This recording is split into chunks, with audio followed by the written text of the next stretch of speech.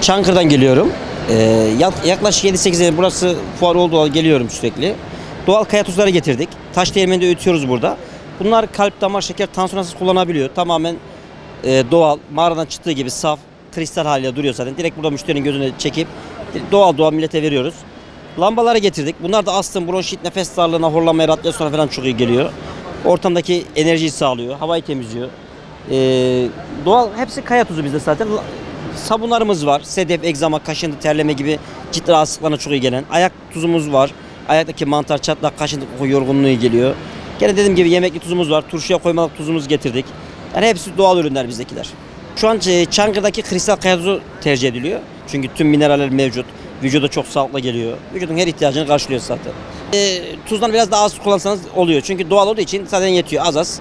Yani sürekli kimyasal tuz kullanmayacaksın. Marketten tuz almayacaksın. Zehir çünkü kimyasal. Rafine. Vücuttaki dengesizliği sağlıyor. Unutkanlığı sebep oluyor. Mesela bu unutkanlığa da çok iyi gelir. Yani mineral kaynağı için vücut 90 küsur elementten oluşuyor zaten. Bunda 84 tanesi mevcut. Vücudu dengeye sokuyor. Çünkü vücudun tuza ihtiyacı var. Tuz olmazsa vücut ölür. Ama doğalına ihtiyacı var. Rafinesine değil. İşte vücutta dengesizlikler oluşuyor. Denge kaybını yaşıyor insan. Çünkü vücut mineral kaynağı olduğu için tuzun vücuda ihtiyacı var. Tuz ölür insan. Yani tuz olmazsa ölür insan. Vücut ölür. Tabii ölçülü abartmaya da gerek yok tabii. Normal standart şekilde kullanacaksın. Yani abartmaya da gerek yok tabii. Peki ayak tuzu? Bunlar ayaktaki mantar, çatlak, kaşıntı, kokuya çok iyi geliyor. Deriyi temizliyor, ayakları pamuk gibi yapıyor. Bir de özel yani içinde kil falan karışımı da var. Ayakları tertemiz yapıyor. Sonra bu ışıklı işine. Bunlarda kimi kaya tuzunda iyonlar mevcut. Bu ısılıyla beraber iyonlar yayılıyor. Belli bir alanı %300 kaliteli hale getiriyor. Oksijen de kaliteli olduğu için tüm solunumu rahatlatıyor. Odayı yani ferah bir ortama kavuşturuyor. Çok rahat bir uyku kalitesi sağlıyor. Yani gün ışığını sürekli açık kalsa. Yani gece lambası gibi yaksanız da olur veya gündüz yaksanız da yani sabit kaldığınız sürece yakabilirsiniz. Bir sakıncası yok. Sürekli kullanmasına hiçbir zarar yok. Hiçbir zarar yok. Daha da iyi olur yani. Soy isim neydi hocam? Ali Korkmaz. Ali. Ben teşekkür ederim. İşte vücutta dengesizlikler oluşuyor.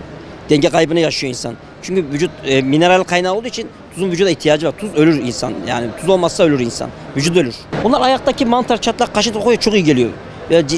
Deriyi temizliyor, ayakları pamuk gibi yapıyor. Bir de özel yani içinde kil falan karışımı da var. Ayakları tertemiz yapıyor. Bunlarda kimi kaya tuzunda iyonlar mevcut. Bu ısılıyla beraber iyonlar yayılıyor. Belli bir alanı %300 kaliteli hale getiriyor. Oksijen de kaliteli olduğu için tüm solunumu rahatlatıyor. Odayı yani ferah bir ortama kavuşturuyor. Çok rahat bir uyku kalitesi sağlıyor. Yani gece lambası gibi yaksanız da olur veya gündüz yaksanız da yani sabit kaldığınız sürece yakabilirsiniz. Bir sakıncası yok.